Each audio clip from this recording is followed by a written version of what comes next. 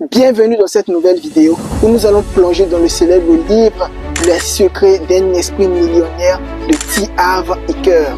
Cette vidéo est l'épisode 2 de notre émission Comment réfléchir comme un millionnaire. Et aujourd'hui, nous explorons le deuxième dossier, à savoir les riches jouent au jeu de l'argent pour gagner, tandis que les pauvres jouent pour ne pas perdre.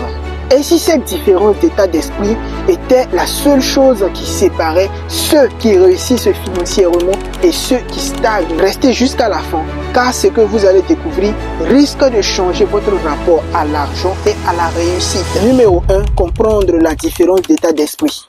Dans son livre, Harv Eker explique que les riches se concentrent sur les opportunités. Ils ont une vision claire, ils veulent croître, investir, créer de la valeur et surtout gagner. À l'inverse, ceux qui n'atteignent pas la richesse sont souvent paralysés par la peur de perdre ce qu'ils ont. Voici une citation qui illustre parfaitement cet état d'esprit. Si votre objectif principal est de rester en sécurité et d'éviter les risques, vous limitez votre potentiel et fermez la porte aux grandes opportunités. Prenons un exemple concret. Imaginez deux investisseurs. Le premier évalue les opportunités, prend des risques calculés et vise une grande croissance. Le second, obsédé par la sécurité, garde tout son argent sur un compte d'épargne où l'inflation ronge lentement sa valeur. Lequel des deux mentalités vous semble aligné avec la réussite? Numéro 2. Pourquoi les pauvres jouent pour ne pas perdre? La peur est au cœur du jeu financier des pauvres. Harv Eker souligne que ces personnes ont des croyances limitantes comme « l'argent est la racine de tous les maux » ou « je ne mérite pas de réussir ». Et ils ne sont pas les seuls. Comme le dit Tony Robbins, les croyances que vous avez sur ce que vous pouvez ou ne pouvez pas faire façonnent votre réalité. Quand vous jouez pour ne pas perdre, chaque décision est guidée par la peur sous-jacente. Résultat, vous passez à côté des opportunités qui pourraient vous propulser en avant. Numéro 3. Les riches jouent pour gagner. Les riches, en revanche, pensent différemment. Ils jouent au jeu de l'argent pour gagner. Ils se demandent comment puis-je maximiser mon potentiel ou quels sont les investissements que je pourrais faire et qui pourraient transformer ma vie.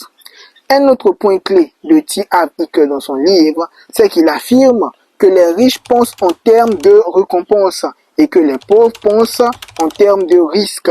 Cela ne veut pas dire que les riches ignorent les risques, ils les analysent, les gèrent et avancent malgré tout. Comme l'a dit Warren Buffett, le risque vient de ne pas savoir ce que vous faites. Le message ici est clair. Adoptez un état d'esprit tourné vers la croissance et non vers la stagnation. Numéro 4. Comment changer son état d'esprit financier? Alors, comment adopter cette mentalité de gagnant? Voici 3 étapes simples qui pourraient vous aider. Numéro 1. Reprogrammez vos croyances sur l'argent. Cela consiste à écrire ses peurs et à les remplacer par des affirmations positives comme « je mérite l'abondance » ou « l'argent est un outil pour créer de la valeur ». Numéro 2. Se fixer des objectifs financiers clairs. Ne vous contentez pas de dire « je veux être riche ». Dites plutôt « je veux atteindre tel montant en telle date en utilisant telle ou telle stratégie ». Numéro 3. Prenez des risques calculés. Pour cela, il faut étudier, il faut se former et surtout, il faut oser passer à l'action. N'oubliez pas cette citation de Robert Kiyosaki qui dit « Ne laissez pas la peur d'échouer vous empêcher de jouer ». Je répète, ne laissez pas la peur d'échouer vous empêcher de jouer. Avec ces étapes, vous commencerez à jouer pour gagner et non plus par peur de perdre.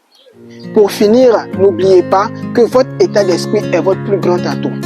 Donc, changez votre manière de réfléchir et vous changerez vos résultats.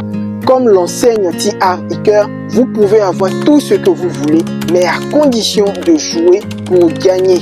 Merci d'avoir regardé cette vidéo. Si vous avez aimé, abonnez-vous, laissez un commentaire et partagez-la avec quelqu'un qui a besoin de ce message. Car ce n'est qu'ensemble que nous pourrons construire une communauté de multimillionnaires. Jouons ensemble pour gagner et non pour ne pas perdre.